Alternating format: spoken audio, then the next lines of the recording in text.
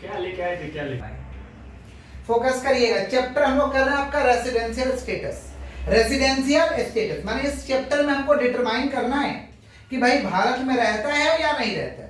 Residential status हमें यही determine करना है। लेकिन सबसे पहला प्रश्न है कि ये डिटरमाइन करेंगे तो हम किसका करेंगे, समझ पा रहे? Residential status not applicable on citizenship. Citizenship के ऊपर ये एप्लीकेबल नहीं होता है। रेसिडेंशियल स्टेटस सिटीजनशिप के ऊपर एप्लीकेबल, समझ पा रहे? रेसिडेंशियल स्टेटस में पता करना है कि भाई भारत में रहता है या नहीं रहता, मतलब रेसिडेंट है कि नॉन रेसिडेंट है, रेसिडेंट की नॉन रेसिडेंट। किस लिए पता करना है? ताकि उससे हम लोग टैक्स ले सके। उसे क्या ले सके? टैक्स ले सके। इसलिए हम लोग रेसिडेंशियल स्टेटस को हम लोग क्या करते हैं, मापते हैं। लेकिन किसका माप करेंगे? Who comes in India, who comes in, जो इंडिया में आया है, जो इंडिया में, और who goes outside India, who goes outside India for the purpose of vocation, not vacation, vocation. समझ पा रहे? यस, वोकेशन माने बिजनेस, नौकरी करने गया, प्रोफेशन करने गया, इसको कहते हैं वोकेशन। समझ पा रहे हैं? छुट्टी मनाने गया तो कोई बात नहीं, लेकिन वोकेशन के लिए गया। तो ये किसका माप करेंगे रेसिडेंशियल स्टेटस? जो या तो इंडिया में आया या तो इंडिया के बाहर गया पढ़ाई वढ़ाई में, for the purpose of vocation, for the purpose of, ऐसे व्यक्तियों का माप करेंगे कि भारत में रहता है कि नहीं रहता। अगर भारत में रहता है तो टैक्स लेंगे ना उससे।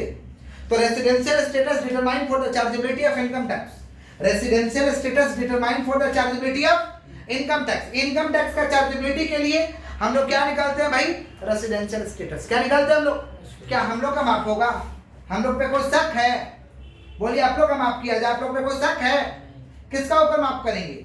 जो इंडिया के बाहर गया और जो इंडिया में आया, समझे, उसका माप करेंगे। समझे कि नहीं समझे? तो सेक्शन 6 कहता है कि हम किसका किसका माप करेंगे। सेक्शन 6 बोला कि residential status determine for the following person. Residential status determine for the following person. कुछ ऐसे पर्सन है, पर्सन का तो लिस्ट था हम लोग का, कि कुछ ऐसे पर्सन है जिनका हम रेसिडेंशियल स्टेटस मापेंगे। पहला पर्सन का नाम क्या भाई? An individual. कौन सा बोलिए? एन इंडिविजुअल माने हम लोग जैसा कोई भी अकेला व्यक्ति, एन इंडिविजुअल, या हम लोग का परिवार, ए हिंदू अनडिवाइडेड फैमिली, पारिवारिक बिजनेस, पारिवारिक बिजनेस या परिवार, ए हिंदू अनडिवाइडेड फैमिली। तीसरा हम लोग का एक कंपनी। कौन सा बोलिए? कंपनी। फॉर्म, कौन सा बोलिए? ए फॉर्म और एन एसोसिएशन ऑफ पर्सन और body of individual. An association of person और बॉडी ऑफ इंडिविजुअल। कितना बोले? 4 बोले। क्या बोले? Individual HUF, individual HUF company, individual HUF company, firm और AOP, an association of person. Association of person समझ आते ना, कि किसी को हम लीगल हायर कर लिए हैं, किसी को लीगल हायर कर लिए, उसे कहते हैं एन एसोसिएशन ऑफ पर्सन या body of individual, body of. Income tax बोला और पछुआ में एक और डाल दे रहे हैं, एनी अदर पर्सन बोला, अभी हम सोचे नहीं है, लेकिन पछुआ कोई हो गया उसको अदर पर्सन में हम लोग डाल देंगे। कहाँ डाल देंगे हम लोग? पछुआ में, any other person, any other. तो 5 लोगों का रेसिडेंशियल स्टेटस हम लोग मापेंगे। कितना लोगों का? 5 लोगों का। लेकिन 5 लोग कैसा होना चाहिए? हु कम्स इन इंडिया और हु गोज आउटसाइड इंडिया। समझ पा रहे हैं कि नहीं समझ पा रहे? आज के क्लास में हम लोग सिर्फ और सिर्फ इंडिविजुअल का मापेंगे। किसका मापेंगे? इंडिविजुअल का हमें माप करना है कि वो भारत में रहता है या नहीं रहता, मैंने रेसिडेंट इन इंडिया कि नॉन रेसिडेंट इन इंडिया। हम लोग किसका मापेंगे? इंडिविजुअल का। किसका मापेंगे बोलो? इंडिविजुअल का हम लोग मापने जा रहे हैं कि रेसिडेंट इन इंडिया है या नहीं है। किसका माप रहे भाई? इंडिविजुअल। किसका माप रहे? इंडिविजुअल का हम पता करने जा रहे हैं कि रेसिडेंट इन इंडिया है या नहीं है। Resident in India, resident in India. Resident, एक इंडिविजुअल को रेसिडेंट इन इंडिया होने के लिए, ऐसा लीजिए, एक इंडिविजुअल को रेसिडेंट इन इंडिया होने के लिए 2 कंडीशन है। दोनों में से कोई एक भी कंडीशन सेटिस्फाइड कर दो, तुम रेसिडेंट कहलाओगे। नहीं सेटिस्फाइड करोगे तो तुम क्या कहलाओगे? Non resident. क्या कहलाओगे? Non resident. मन नहीं रहते हो, समझे? तो 2 कंडीशन है, समझ पा रहे? दोनों में से कोई एक सेटिस्फाइड कर दो। पहला कंडीशन है कि कम से कम पिछला साल भारत में 182 दिन या उससे ज्यादा गुजारिए। कम से कम पिछला साल। कौन सा साल? प्रीवियस ईयर, पिछला साल कम से कम। समझे? जैसे कौन सा ईयर करंट चल रहा भाई? असेसमेंट ईयर माने जो करंट चल रहा है, असेसमेंट ईयर माने जो करंट क्या चल रहा भाई? 21-22। क्या चल रहा? जस्ट पिछला। जस्ट पिछला को कहते हैं प्रीवियस ईयर। जस्ट पिछला क्या होगा? 21-22 का पिछला क्या होगा? 20-21। 21-22 का पिछला क्या होगा? 20-21। पिछला साल कम से कम 182 दिन या उससे ज्यादा भारत में गुजारी है। पहला कंडीशन सेटिस्फाइड कर दिए, आप रेसिडेंट है, दूसरा चेक करने का दरकार नहीं। पहला नहीं सेटिस्फाइड किए तो दूसरा सेटिस्फाइड कर दीजिए। दूसरा कंडीशन है कि पिछला साल कम से कम भारत में 60 दिन या उससे ज्यादा गुजारिए।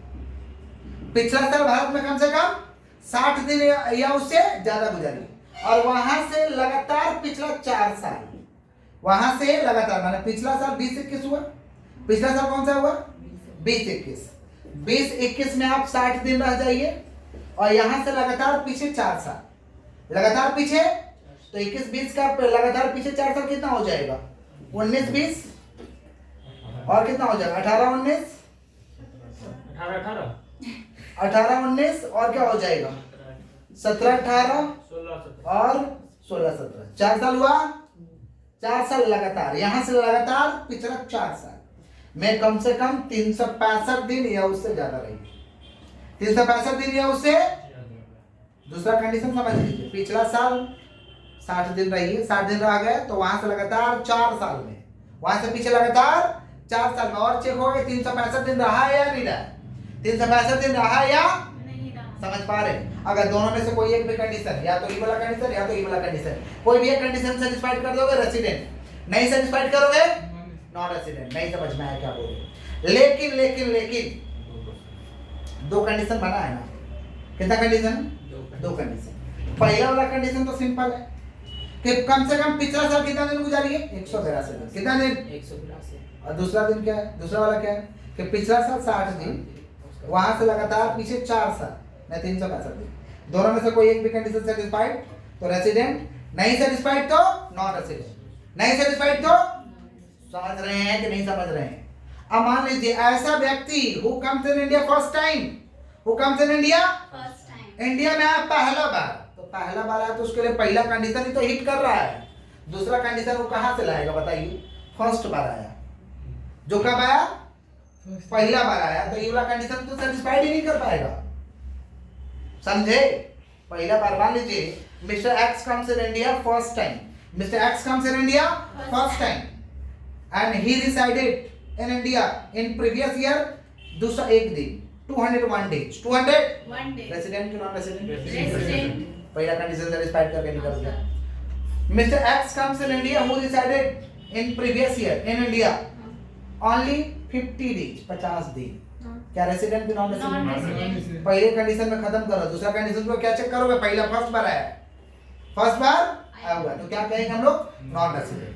समझे कि नहीं समझे, समझे हैं, पक्का पक्का समझे हैं, तो क्लियर है क्या। तो हम लोग क्या समझे हैं, residential status determine for the chargeability of income tax. Income tax को चार्ज करने के लिए हम लोग रेसिडेंशियल स्टेटस पता करते हैं कि भारत में रहता है या नहीं रहता है।